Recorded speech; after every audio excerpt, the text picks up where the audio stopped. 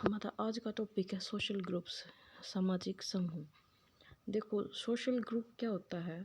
Social group वो होता है जो जब एक दो से ज़्यादा लोग मिलकर ग्रुप बनाते हैं और उसका जो इंटेंशन होता है उन लोगों का, उस ग्रुप का जो मोटिव होता है वो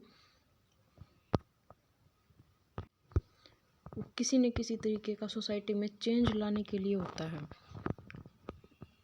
ठीक है। और जब हम इसकी बात करते हैं तो मैकडेविड एंड हर्बर्ट हैररी 1967 ने सामाजिक समूह यानी कि सोशल ग्रुप संगठन की 3 आवश्यक विशेषताओं की ओर संकेत किया है। सबसे पहले कौन सा है? समूह तंत्र एक इकाई के रूप में कुछ कार्य करता है, यानी कि एक यूनिटी के रूप में काम करता है ग्रुप। सेकंड पॉइंट है, इस तंत्र के तत्व परस्पर संबंधित होते हैं। ठीक है, वो इंटररिलेटेड होते हैं एक दूसरे से। थर्ड पॉइंट है, अपने तत्वों को विनियमित यानी कि रेगुलेट करने के लिए इस तंत्र में मैकेनिज्म विद्यमान होते हैं। ये नहीं कि ऐसे ही सब कुछ चलता रहता है, रेगुलेट करना पड़ता है ग्रुप को। और जो इसकी डेफिनेशन की अगर हम बात करें तो सबसे बेस्ट डेफिनेशन है ये शेरिफ एंड शेरिफ वाली। शेरिफ एंड शेरिफ 1953 एंड 1964 ने जो इन्होंने डेफिनेशन दी थी वो क्या थी कि एक समूह एक ऐसी सामाजिक इकाई होता है जिसका निर्माण ऐसे बहुत से लोगों के द्वारा किया जाता है, यानी कि बहुत सारे लोग मिलकर एक ग्रुप का निर्माण करते हैं जो एक दूसरे से कम या अधिक निश्चित स्थिति तथा भूमिका संबंध रखते हैं और जिसके अपने मूल्य या फिर मानक होते हैं, अपने सोशल नॉर्म्स होते हैं, सोशल वैल्यूज़ होती हैं सबकी। और वो जब कई लोग एक साथ काम करते हैं मिलके, तो वो अपना रोल भी देखते हैं कि इस ग्रुप में मेरा ये रोल होगा, मेरा ये रोल होगा। ऐसा नहीं है कि बस कोई भी आके ग्रुप में जुड़ जाता है, नहीं। वो क्राउड होता है जो ऐसे ही जिसका कोई रीज़न नहीं होता, जो बेवजह लोग इकट्ठा होते हैं वो क्राउड होता है। और जो स्पेसिफिक रीज़न के लिए, किसी इंटेंशन के लिए जब वो लोग ग्रुप बनाते हैं तो वो होता है ग्रुप।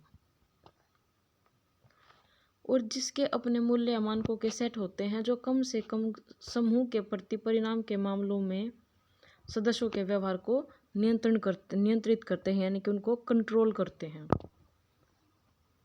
डेफिनेशन तो इसमें यही थी। अब मेन चीज़ है ना जो इसमें वो ये है, ग्रुप होते हैं ना जो 2 टाइप के होते हैं, प्राइमरी ग्रुप, सेकेंडरी ग्रुप। यानी कि प्राइमरी प्राथमिक समूह और सेकेंडरी गौण समूह। इनमें क्या डिफरेंस होता है आपस में? ये क्वेश्चन है ना जो इस बुक मतलब इस चैप्टर में जो क्वेश्चन बनते हैं वो यहीं से बनते हैं। ज़्यादा से ज़्यादा क्या पूछ लेगा कि सोशल ग्रुप क्या होता है और कितने टाइप का होता है। तो टाइप की जब हम बात करते हैं तो हम उनको ऐसे ही बना के लिखेंगे। आप चाहें तो पैराग्राफ बना के लिख सकते हैं, लेकिन पॉइंट यही होते हैं। जो प्राथमिक ग्रुप होता है, अगर हम उसके साइज़ की बात, पहले प्राथमिक ग्रुप को कर लेते हैं या फिर कंपेयर कर लेते हैं दोनों को। ग्रुप की जब हम साइज़ की जब हम बात करते हैं तो जो प्राथमिक ग्रुप होता है यानी कि प्राइमरी ग्रुप होता है वो छोटा होता है, यानी कि उसमें ये नहीं कि बहुत सारे लोग होते हैं, नहीं। सेकेंडरी ग्रुप में बहुत सारे लोग होते हैं। प्राथमिक समूह में अक्षेत्र में क्या है कि यह प्राय सीमित अक्षेत्र में स्थित होता है। और जो गौण होता है वो विस्तृत, यानी कि जो प्राइमरी ग्रुप होता है ना वो एक छोटे से लेवल का काम होता है, एक छोटे लेवल का ग्रुप होता है। लेकिन जो सेकेंडरी ग्रुप होता है वो एक ब्रॉड लेवल का ग्रुप होता है, जैसे कि एनजीओ होते हैं, बड़े बड़े एनजीओ, इनमें ऐसी चीज़ें आती हैं। नेक्स्ट है घनिष्ठता, इंटीमेसी। इसके सदस्यों के बीच घनिष्ठ पारस्परिक संबंध होते हैं। और जो गौण वाला है इसमें इसके सदस्यों के बीच इतने अधिक घनिष्ठ पारस्परिक संबंध नहीं होते, यानी कि जो पर्सनल रिलेशंस होते हैं इनमें वो नहीं होते। डायरेक्ट और इनडायरेक्ट रिलेशंस, इसके सदस्यों में प्रत्यक्ष संबंध होता है और इनमें अप्रत्यक्ष। जो एनजीओ के लोग होते हैं ये नहीं होता कि वो सब आपस में जानते होते, नहीं, वो इनडायरेक्टली जुड़े हुए होते हैं किसी से। कोई भी, जैसे बहुत सारे ग्रुप्स हैं, छोटे छोटे ग्रुप हैं और वो एनजीओ से जुड़े हुए हैं। ये तो है नहीं कि वो जो बाकी के ग्रुप जो छोटे छोटे ग्रुप हैं वो भी उनसे आपस में सबको जानते नहीं। वो एक एनजीओ से जुड़े हुए होते हैं बहुत सारे ग्रुप, तो वो इनडायरेक्टली रिलेटेड होते हैं। नेक्स्ट पॉइंट है पर्सनल या फिर इम्पर्सनल रिलेशंस। इनके सदस्यों में पर्सनल जो पॉइंट ऑफ व्यू होता है वो होता है, और जो सेकेंडरी है ये इम्पर्सनल होते हैं, यानी कि इनका अपना पर्सनल कोई रीज़न नहीं होता, सिर्फ प्रोफेशनली जुड़े हुए होते हैं। नेचर क्या होता है इसमें? सार्वभौमिकता पाई जाती है, स्वाभाविकता पाई जाती है। यानी कि ये जो छोटे लेवल के ग्रुप होते हैं ना, वो नेचुरल होते हैं, उनमें दिखावा नहीं होता। और जो गौण है यानी कि सेकेंडरी हैं, वो सिर्फ आर्टिफिशियल ग्रुप होते हैं, यानी कि नेचुरली उनमें कुछ नहीं होता, वो सिर्फ एक दिखावा लगा लो। ये फिर इतने ब्रॉड लेवल का ग्रुप होता है ये, कि वहाँ पे ये नहीं है कि अपनी पर्सनल बातें डिस्कस करते नहीं, वो सिर्फ काम से रिलेटेड होते हैं, वो नेचुरल नहीं, तो वो सिर्फ मतलब उनका वो एक प्रोफेशनली होता है सब कुछ। और जो प्राइमरी ग्रुप होते हैं वो ज़्यादा स्टेबल होते हैं, और जो सेकेंडरी हैं वो अनस्टेबल होते हैं। कंट्रोल की अगर हम बात करें तो प्राइमरी में नियंत्रण की विशेषता होती है, और दूसरे वाले में ओके जो प्राइमरी ग्रुप है उसमें प्राइमरी कंट्रोल होता है, और सेकेंडरी वाले में सेकेंडरी कंट्रोल होता है। उद्देश्यों की समानता, कॉमनैलिटी ऑफ पर्पज़, इसके सदस्यों के उद्देश्यों में अधिक समानता पाई जाती है। और ये जो बड़े लेवल के होते हैं उनमें जो गोल्स होते हैं, जो उनके जो उद्देश्य होते हैं ना, वो सेम नहीं होते, वो सब के अलग अलग मिलते हैं। जैसे कि अगर कोई एनजीओ से जुड़ा हुआ है, काफ़ी सारे ग्रुप जुड़े हुए हैं मान लो एक एनजीओ से, तो ये होता है कि जो छोटे छोटे ग्रुप हैं वो आपस में जब वो छोटे लेवल पे रहते हैं तो ठीक है, वो ज़्यादा ये होता है कि उनमें पर्पज़ होता है ना, मोस्टली उन सबका एक ही पर्पज़ होता है कि अपना ये देखना कि हमें अपने लेवल पर हम क्या कर सकते हैं। उस एनजीओ से जुड़े रहने का उनका रीज़न है ना, जो वो तकरीबन सबका सेम होता है। लेकिन सेकेंडरी ग्रुप में ऐसा नहीं होता। 11वां पॉइंट है भाईचारे, सहानुभूति और सहयोग। जो छोटे लेवल के ग्रुप होते हैं ना, उनमें ये भाईचारे वाली बातें ज़्यादा होती हैं, सिंपैथी ज़्यादा होती है, कोऑपरेशन ज़्यादा होता है। यानी कि कोऑपरेशन में ये होता है कि वो कोऑपरेट करते हैं, अगर किसी को हेल्प की ज़रूरत होती है तो वो कर देते हैं। यानी कि उसमें कहीं ना कहीं पर्सनल जो चीज़ें होती हैं वो भी जुड़ी हुई होती हैं, क्योंकि वो एक छोटे लेवल का ग्रुप होता है। वो ये नहीं है कि वो बहुत बड़ा ग्रुप है, उसको संभालने के लिए ज़्यादा प्रोफेशनल होना पड़ता है, इसमें ऐसा कुछ नहीं होता। इसके अपोजिट सेकेंडरी ग्रुप होता है। नेक्स्ट है मनोबल, मोरले। सदस्यों का मनोबल अपेक्षाकृत ज़्यादा होता है, इसमें मोरले जो होता है वो ज़्यादा होता है और सेकेंडरी में कम होता है। वी फीलिंग, जो छोटे लेवल के ग्रुप होते हैं ना उनमें हम होता है, और जो हाई लेवल के ग्रुप यानी कि सेकेंडरी ग्रुप होते हैं उनमें मैं होता है, यानी कि उनमें घमंड होता है। और जो प्राइमरी ग्रुप होते हैं इनमें घमंड नहीं होता है, इनमें ये होता है कि हम मिल के काम करेंगे। और जो सेकेंडरी लेवल के उनमें ग्रुप होते हैं उनमें क्या होता है कि मैं ये कर सकता हूँ, मैं वो कर सकता हूँ, मैं ये करूँगा वो करूँगा। लेकिन जो प्राइमरी लेवल के ग्रुप होते हैं उनमें होता है कि हम ये करेंगे, हमारा एनजीओ या फिर हमारा ग्रुप ये करेगा, हम वहाँ पे हम होता है, और सेकेंडरी में मैं होता है। एजेंसी ऑफ सोशलाइजेशन, यह व्यक्ति के समाजीकरण की प्राइमरी एजेंसी है, और ये सेकेंडरी एजेंसी है सोशलाइजेशन की। 15th पॉइंट है ग्रुप इफेक्टिवनेस, इसमें समूह प्रभावशीलता ज़्यादा पाई जाती है। ग्रुप है जो ज़्यादा इफेक्टिव होता है, या फिर इफेक्ट जिस पे भी डालता है या फिर वो खुद इफेक्ट होता है, वो ज़्यादा टेंडेंसी में होता है। लेकिन जो सेकेंडरी लेवल के ग्रुप होते हैं उनमें ये टेंडेंसी कम पाई जाती है। स्पॉन्टेनिटी, सहजता, इस समूह का निर्माण स्वतः होता है जिससे इसमें सहजता का गुण पाया जाता है। लेकिन सेकेंडरी में ऐसा कुछ नहीं होता। रिस्पॉन्सिबिलिटीज़ की जब हम बात करते हैं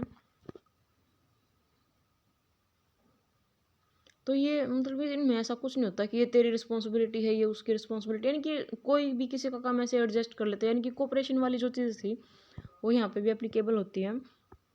कि चलो देखो, जैसे मान लो कि अगर हम किसी एनजीओ की बात करते हैं, कोई छोटे लेवल का एनजीओ है, और वहाँ पे अगर एक आदमी काम कर, मान लो उसकी तबीयत खराब है या कुछ भी है, किसी भी तरीके से हमारा काम क्या है कि वहाँ पे ये दिखाना सिर्फ रिस्पॉन्सिबिलिटी से रिलेटेड क्या है कि वो ये करेगा कि आज मैं नहीं आऊँगा, ये ऐसे वैसे कोई भी बात है तो वो दूसरे वाले को बोलता है कि तू कर दे, और दूसरा कर भी देता है।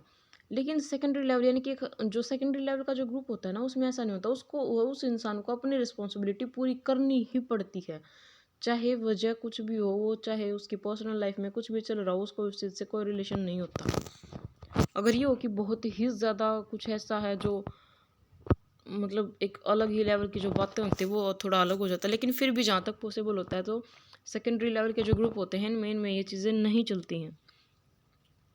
नेक्स्ट है लक्ष्य और साधन, यानी कि एंड और मीन्स। प्राइमरी प्राथमिक समूह स्वयं इनके खुद के गोल होते हैं कि हमारा ये मोटिव है, ये जब चाहे इसको ख़त्म कर सकते हैं। लेकिन ये जो सेकेंडरी ग्रुप होते हैं ये एक इनका मोटिव होता है कि पहले उस चीज़ को अचीव करेंगे, उस गोल को अचीव करेंगे, उसके बाद ही वहाँ से बैकआउट कर सकते हैं। जब कल्चरल सिमिलरिटी की बात करते हैं तो इसमें एक ऐसी संस्कृति झलकती है, एक जैसी संस्कृति झलकती है, क्योंकि इनका लालन पालन एक जैसी पृष्ठभूमि में होता है। लेकिन जो हाई लेवल के या फिर सेकेंडरी लेवल के ग्रुप होते हैं उनका जो कल्चर होता है वो टोटली डिफरेंट होता है। यूनिवर्सलिटी, ये समूह सार्वभौमिक होते हैं, जैसे कि परिवार हो गया, फ्रेंड्स हो गया, हमारा छोटे मोटे हमारे रिलेटिव्स होता है, हमारे आसपास का जो हमारा मतलब हम हैं, हमारे क्लासमेट्स हैं, हमारे फ्रेंड्स हैं, जहाँ हमारा सर्कल बन जाता है। हम छोटे से ग्रुप पे कुछ लेवल पे अपने काम करने की कोशिश करते हैं, लेकिन सेकेंडरी लेवल पे ऐसा नहीं होता।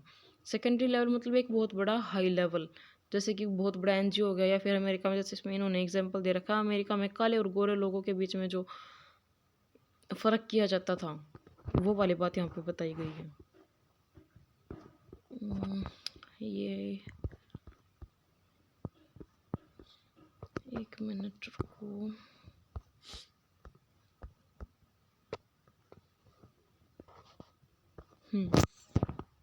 प्राइमरी और सेकेंडरी के बाद जो ग्रुप की हम बात करते हैं सेकंड पॉइंट में, वो है फॉर्मल और इनफॉर्मल ग्रुप। फॉर्मल ग्रुप कौन सा होता है?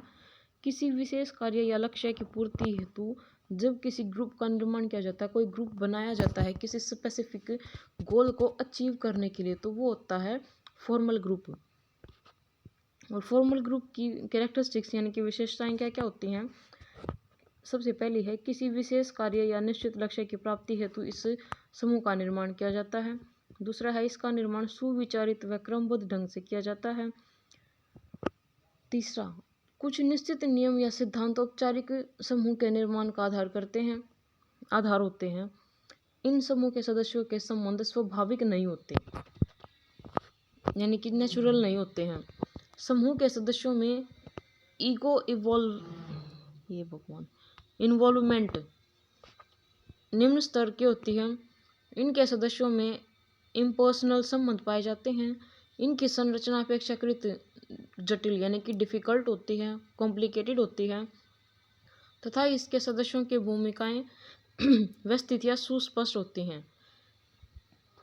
इन शॉर्ट अगर हम बात करते हैं तो ये एक, मैंने जैसे आपको बताया कि एक किसी स्पेसिफिक गोल को अचीव करने के लिए बनाया जाने वाला ग्रुप होता है।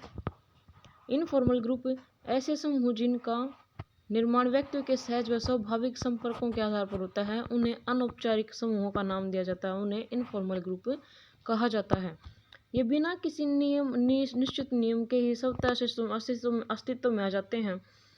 जैसे कि परिवार है, हम देखो डिफरेंस, अगर हम इनको एग्जाम्पल की बात करते हैं, इनफॉर्मल ग्रुप में तो वही है कि हमारी फैमिली आ गई, हमारे फ्रेंड्स आ गए, हमारे टीचर्स आ गए, हम हमारे फ्रेंड्स के जो बेस्ट फ्रेंड्स हैं, यानी कि जो छोटा सर्कल बनता है। फिर इसमें ये फ़र्क नहीं पड़ता कि सर्कल छोटा है या बड़ा, यानी कि इनफॉर्मल होता है उसका। अगर हम किसी से मिलते हैं तो हमारे मिलने का कोई गोल नहीं होता। और अगर हम किसी मीटिंग में जाते हैं, बिजनेस करते हैं, या फिर कहीं पे भी अगर हम किसी भी तरीके की मीटिंग करते हैं, एनजीओ से कनेक्टेड होते हैं, बड़े बड़े एनजीओ से, तो वो होता है फॉर्मल ग्रुप, क्योंकि वो हमारे काम की जगह पर्सनल और प्रोफेशनल जो चीज़ें होती है। प्रोफेशनल जब बात करते हैं हम तो वो फॉर्मल ग्रुप होता है, और इनफॉर्मल जब हम अपनी पर्सनल चीज़ों को के बारे में बात करते हैं। ये आगे यही बता रखा है। इसके बाद है in group and out group. In group क्या होता है? अंत समूह। अंत समूहों का वर्णन हम, जैसे हमने पहले ये बात करी थी ना कि हम ये करेंगे, हम वो करेंगे, यानी कि जहाँ हम होता है वहाँ जो प्राइमरी ग्रुप थे वो वाली बात है।